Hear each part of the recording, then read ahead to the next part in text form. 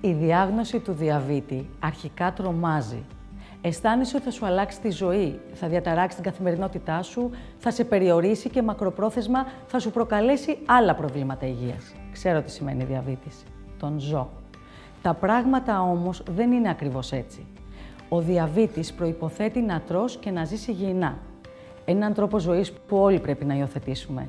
Δεν πρέπει λοιπόν να μας τρομάζει. Πρέπει να μας φέρει πιο κοντά στον καλύτερό μας εαυτό.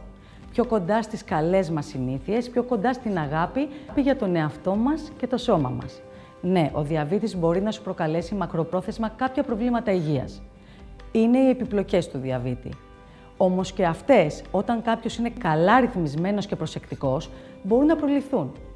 Όταν μου έγινε η πρόταση να γίνω πρέσβυρα της καμπάνιας «Είναι στο δικό σου χέρι», που υλοποιούν με αγάπη η ΑΜ και με οδηγό το διαβήτη και Novo Nordisk, δέχτηκα χωρίς δεύτερη σκέψη. Η πρόληψη των σοβαρών επιπλοκών του διαβήτη είναι κάτι που μπορούμε και πρέπει να πετύχουμε. Και μάλιστα είναι κάτι που μπορούμε να το κάνουμε μόνοι μας. Είναι στο δικό μας χέρι να αναλάβουμε τον έλεγχο. Δεν θα πάψουμε ποτέ να έχουμε ασθενείς.